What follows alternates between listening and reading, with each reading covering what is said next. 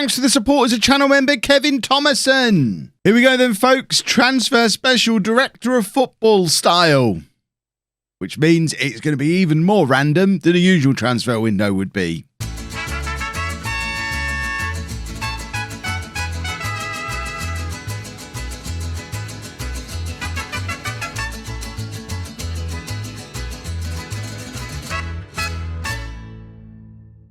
Hello and welcome to part 13 of El Director Deportivo. I'm Kevin. Coming up on today's episode, we have our season review and transfer special.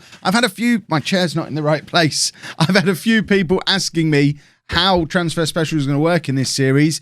So we'll cover that first, then we'll get into the season review stuff, then the transfers. So quite simply, transfer specials are going to work the same way they do in any other series. We'll do the season review, we'll have a look at the squad, we'll decide the kind of players that we want to be able to bring in. But then rather than going out and trying to bring those players in, from that point on, it's completely in the hands of Mike, our director of football. He might bring in the kind of players that we want. He might bring in completely different players. He might bring in nobody. He might sell my stars. He might release them on free transfers. We're just basically going to be discovering what he gets up to as we go. And then at the end of the video, we'll have a squad for next season and we'll try and put together a team based on that squad. I think it's got the potential to be the most interesting transfer window I've done in a long time. But that is all down to Mike. We'll have to see what his plan is. So first of all, if we have a look through our season review stuff, so it's all come out in a weird order. Normally we'd get the best 11, but it doesn't look like we've got a best 11 yet. But we do have our end of season awards. So everything happens in the wrong order in Mexico. That's what we're learning first of all. So Player of the Year, as you would expect. Villalpando, 75% of the votes. He has been fantastic in central midfield. Fingers crossed we keep him. Second place was Calderon. Third, Brezeño. I actually think Brezeño only getting 9% of the vote is a little bit harsh on him, but you can't argue with the fans, I guess. Goal of the season is this one from back in July. How early did we start the season? Bearing in mind it's taken us to nearly the end of May to finish it. We started the season back in July. This is a long season down in Mexico.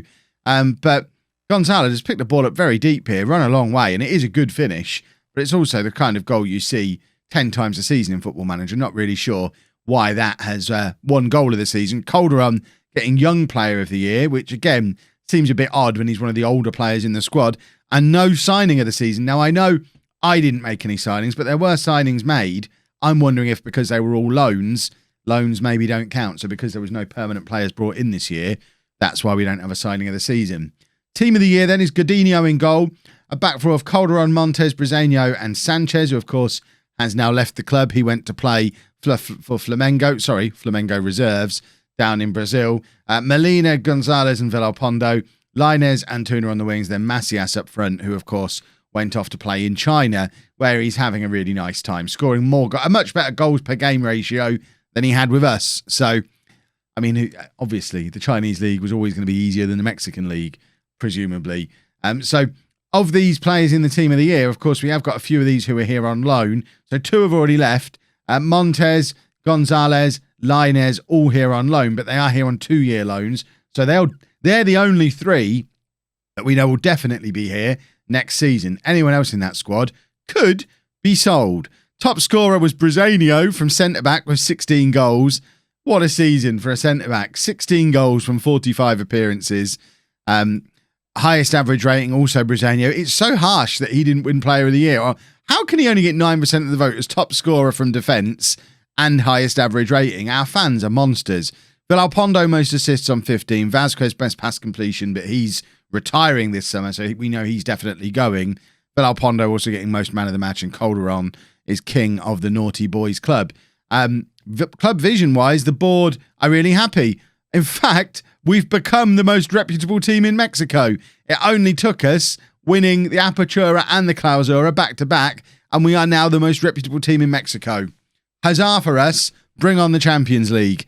Easy peasy. So if we have a look at what our club vision stuff is now, I don't want to be judged on any signings because I'm not making them. It feels unfair that I'm judged on signings.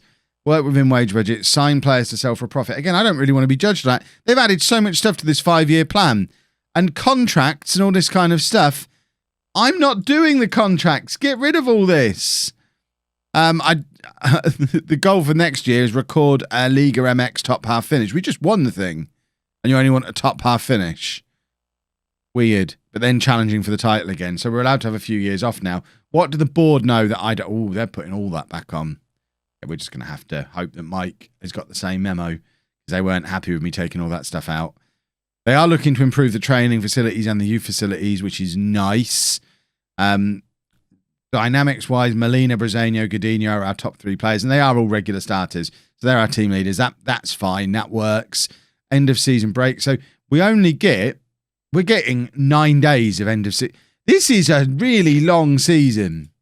So we played the Clausura final on the 30th of May. They don't even get to have a 2-week holiday. We're back for pre-season training on the 8th of June. This seems really harsh on both the players and me.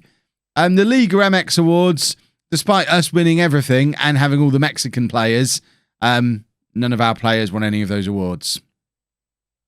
Go figure, boys and girls. Are we getting budgets at some point? We're waiting for budgets. Not that we're going to have any impact on how the budgets are spent, but of course, we want to see how much Mike has got to spend, so it'd be interesting to see what the budgets are. It's like on Bullseye. This is what we could have won. Here comes the budgets that we might have been able to spend. We hadn't have set up some silly rules. I'm just going to leave all of that stuff to be handled by Mike. We've had a tax hit. Commercial summary. There's lots of money flowing in, which is nice. New scouting budgets. It's irrelevant because we're not doing the scouting. But we are adding undersoil heating, which is nice. I say it's irrelevant. I mean, I guess it makes sense to only scout Mexico when we can only have Mexican players, but we've got this massive budget. Surely we should be scouting further afield. I mean, let's just scout the entire world, because there's Mexican players all over the world. So let's scout the world, not just Mexico. But undersoil heating's being added. The city is Zapopan. I thought we were in Guadalajara. Or are they the same place? I don't understand. There's the confirmation the board are improving the training and youth facilities. There's your confirmation Brezeño set the new top goal scorer record. Lots of records being set. Villalpando, most assists, most man of the match. I mean, it's because we're the first season. That's why all this stuff's being set. But still, no budgets. I want to know what the budgets are. Come on now. Budget me up. Unless the game has realised that I'm not in control of it anyway, so why does it matter? Still no budgets. We've got £25 million in the bank, which is nice. Where has that all come from? We need to go and inspect the finance. So we have got a budget. It was just never announced. We've been given a £21 million budget. When? Where did we get that? Budget. Search. So we never got an inbox about budgets, but clearly they're there. So we have a £21 million budget. We have £360 million of wage budget. Where has all this money come from? A huge pile of cash has just arrived in the club. So we just took a £27 million sponsorship. The hell is that? Sponsor. We had the commercial thing before, didn't we? Commercial. So it's not even a new sponsorship. So it's just a mystery sponsorship that we know nothing about, because we've got a new away kit sponsorship for £3 million over 4 years. But we have this mystery sponsorship that we've just been given. I'm not saying there's corruption in Mexico, but £27 million arrived in our bank account last month and we don't know where it came from. Oh dear. Well, Mike, it's all over to you. If we have a look at our team report, I know what I would like. And I've been talking about it all season long. If we filter this to 3-star players, we need a striker. Yes, Vega's fine, but we need a striker to compete with Vega and replace Macias. These two, they're in on loan. They're fine. I mean, we could do with another winger. It's interesting that Antuna's not actually shown as a 3-star player. So what a waste of money he was the previous summer. Midfield, we could do with maybe another midfielder. At the back, we're fine. We've got this guy who is out on loan from us and coming back this summer. So Oswaldo Alanis, is coming back from San Jose. He's had 2 years in the MLS and is now coming home to Mexico. So he returns this summer. So we certainly don't need centre-backs. Who's this guy? Jose Carlos Van Rinken. He's on loan at Santos Laguna and also returning this summer. So that could be our new right-back to replace Sanchez because he was never replaced. So a goalkeeper would be nice. A striker would be nice. I'm just interested to see what Mike does. I'm going to sit back, relax, get my novelty cigar that came with my Mexican costume, enjoy this, and we'll keep checking in as and when Mike does some business. I'm going to enjoy this window as much as you do. Well, as if the rules weren't confusing enough, we have rule changes for the new season. There's one extra team been added to Liga MX. There's now 19, and the league will run from July to June. So still no break. That's why would you add 19 teams? That makes no sense. I don't understand. And that's obviously 2 extra games per season as well. We have our new fixtures. There's still money flowing in. And we do have to play in the Campeón de Campeones match. The Champion of Champions match against Monterrey. How was it decided it would be Monterrey who play us in that one? I guess they must have had the highest average league position over the course of the season. Or something? I don't know. We finally have confirmation of our transfer budgets. So the Champion of Champions is not important. They want us to be competitive in the Apertura, and the average points is now being mentioned on there. There's still no mention of the Champions League. But it is a thing, because I checked on it a second ago. CONCACAF. So the Champions League is a thing. Tigres won it in May. But it looks like it doesn't start until February. I'm assuming we've qualified. But it doesn't actually say that we have. Do we want a B club? Oh, no. I thought it was asking us if we wanted a B club. Do we have a B club? No. Chivas have been given the option of forming a new B club to compete in the Liga Premier Serie A from next season. As part of the process, a coach will need to be delegated to manage the newly created team. This can be the manager or a member of the existing coaching team. Who wants to do this? I guess we'll make this guy do it. He's the manager of the youth team at the moment. There you go. So apparently we now have a B club. I think. Does that mean this coming season or is it the season after? So we've announced the formation of Chivas B as a new team to help development and growth of our younger players, providing them with the opportunity to play at a more competitive level, which we hope will lead to more players being capable of playing for the first team. The new club will compete this season in the Liga Premier Serie A and will play their home matches at Club Chivas Verde Valley. Is that where we play now? I don't know. We're getting a background of Chivas B. So, yeah, there you go. We have Chivas B now. What is this league? That league doesn't exist, apparently. So there's the background. I've never formed a new club in Football Manager before. This is awesome. Founded in 2020, Chivas B we're only a semi-professional Mexican club, apparently. Wow. This is awesome. So, do we have a manager? Is this like a reserve team or are they like a separate club like what you get in Spain? Are they going to do signings on their... I need to know what's going to happen here. Do I have to send people down to the B squad? There's our squad selection rules, injuries, blah, blah, blah, blah, blah. It's already suggesting I move some players into the B team. So, yep, that's fine. Have some B team players. I guess this means we can work with a smaller squad in our first team. We have got quite a bloated first team squad. So anyone who's not close to first team selection can go down into the B team, I guess. This is both awesome and confusing. The transfer window opens shortly, so we should be seeing some transfers. And there's still more money coming in. There's a lot of money in Mexico. Who knew?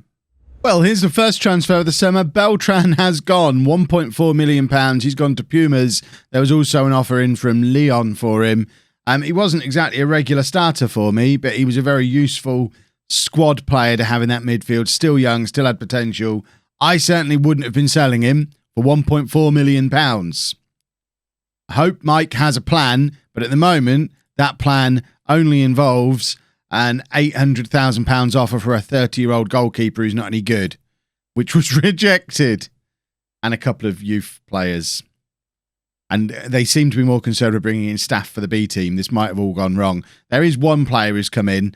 Jorge Rodriguez is an 18-year-old left winger, 4-star potential. He's come in for the under-20s from Everton FC Westchester, which is awesome.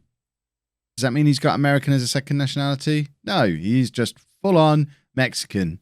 And he would have got his US citizenship in 102 days, but he's now in our under-20 side. He's an Everton FC Westchester supporter as well. That's a weird team to support, Jorge Rodriguez. We've talked before about how popular loans are in Mexico. If I just hit continue, we've got 47 loans ending on the 30th of June. It didn't even cross my mind that we might have 47 players out on loan.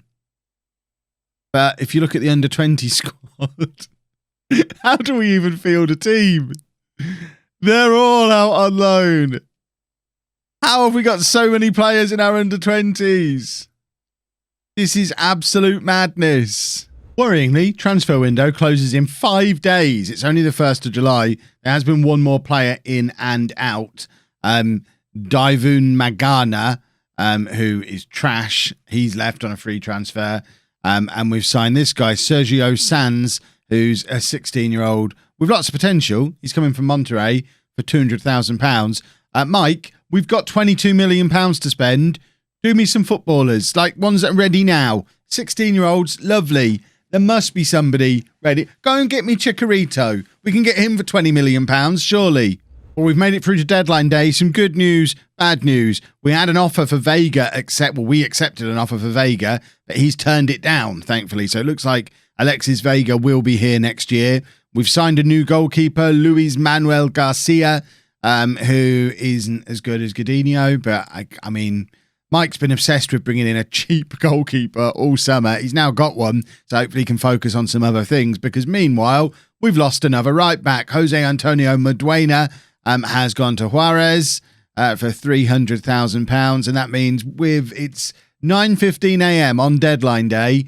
We've sold 3 players for 1.7 million, signed 3 players for 300,000, but that's 2 youth players and a third choice goalkeeper. Mike, sign me some players. The deadline's passed. Deadline's passed and he's not signed anybody. Pedro de la Vega. Oh, he's Argentinian. Goodness, I mean, if Pedro de la Vega was on offer and we didn't sign him, I'd have been cross. Leon have spent £13 million. We've spent £300,000. There was a bunch more fringe players went on deadline day. But all of this means that this is the squad we're going to go into next season with. I've had to turn on B team and under 20s just to get some players. So some new faces you might be seeing getting promoted to the first team squad. We've got to go with Vega and Cisneros up front. Luis Puente, I think he did play towards the end of last season. I expect to see him feature a lot more this year. He has got 5-star potential. So let's hope he's any good and doesn't go out on that loan, because we're going to need to play him. Angel Zaldivar, 26 years. He's got 2 caps, but he's trash. Absolute trash. He was out on loan at Puebla last year. That says it all. Goodness me. But he's back. He's back in the squad. And Luis Alberto Marquez, 25 years old, who's always been on loan forever, apparently, but he's now back involved in the club. Our sixth choice striker. We've still got Lainez, Vega, Alvarado, Angulo, Antuna, Brizuela. Wide areas we're fine. Villalpando and Gonzalez in midfield is fine. But after them, it's Molina and Vazquez. Not fine. This guy is still out on loan for a year, or has gone out on loan for a year. We are really, really light in central midfield. We have another Macias that looks like he's coming through, or is he older than the other one? Is that his brother, maybe? 2 Maciases coming through at the same time. Similar type of player to Dita Villalpando. This is exactly what we need. So Oscar Macias is in the under-20s. expect to see him playing because we're going to need to play him. And then as we go further back, we've got this guy, Yosu Lazaro, who's 24. Why is he here? This is why we're not signing anybody, because there's still so much trash at the club that we don't need. Calderon and Pont's still here. And this guy, I thought he was coming back. Apparently he's on loan. He's actually on loan until December. I must have misread that before. So we're not getting him back. So having sold Maduena, we've got Brazela, who's a right winger, Maya, who's a centre-back, and Luis Solorio, who's 25 and surplus requirements. And he's another one who's been with Chivas forever, but he's been out on loan since 2012 and he's never actually played for the first team. Why is he still under contract to this football club if he's 25 years old and he's never played a game for us? At least we signed another goalkeeper, eh? Oh, I don't think we're going to be winning things this season, boys and girls. I just looked on the season preview. It looks like we finally have some confirmation we're in the Champions League. It's a weird way to get it, but it's us, Monterrey, Pachuca, and Atlas who are going to be in the Champions League. Not quite sure how Pachuca got involved, but they have done. And we're considered fourth favourites. Monterrey, Tigres, America, all ahead of us. We don't have a single player in the Media Dream 11. And if we have a look down the key players list, our best player, Lainez, is all the way down here. I think I now understand why the board are looking for us to just be competitive this season. And I think Mike probably has a plan. We still have a very, very bloated squad, as we've seen. That's the first team squad. That's not too bad. But if we look down at the B team, we need to move some of the under-20s into there. But the under-20 squad is absolutely ridiculous. And with old players as well. 24, 23, 22, 25, 26, 23, 22. It's just full of nonsense. And until we've got rid of all of that, I can kind of get why Mike is saying, you've got enough players, you don't need any more. But he's in charge of getting rid of them. I've just been sat here looking at this, hoping it will change. It hasn't. It hasn't. Youth development, everybody. That's what we're going to be doing now. At least we've got a good youth setup. In fact, that's one of the things we are in control of. Let's throw some money at data analysis. Hooray. At least we've got some data analysis happening. Tomorrow's video, we're going to do the Campeón de Campeones game and the first league game of the season against Monterrey. It'll be a Monterrey doubleheader. What a way to start the new season. One of the best teams, playing them twice. It's going to give us a real good idea of how good we are. What on earth is the League's Cup? Is that Philadelphia as in it? What the hell is this? What is the League's Cup? That'll be tomorrow, I guess. I don't know. We might do a triple header. I need to see what the League's Cup is. You know what? I might just play Monterrey now, and we'll do the Campeón de Campeones now. We'll do those two tomorrow. I'm playing the reserves in this game anyway, so the board don't care. I'm assuming you don't care. I'll just play that one quickly myself, and then we'll do the league game and that weird game against Philadelphia in this weird competition that seems to run every couple of years, maybe, and was won by LA Galaxy last time, who this time don't appear to be in it. I love the journey of discovery that we're on. It's a wonderful thing. If you've enjoyed that, please make sure you leave a nice big thumbs up on there for me. Subscribe to the channel for daily Football Manager videos. And thank you very much for watching.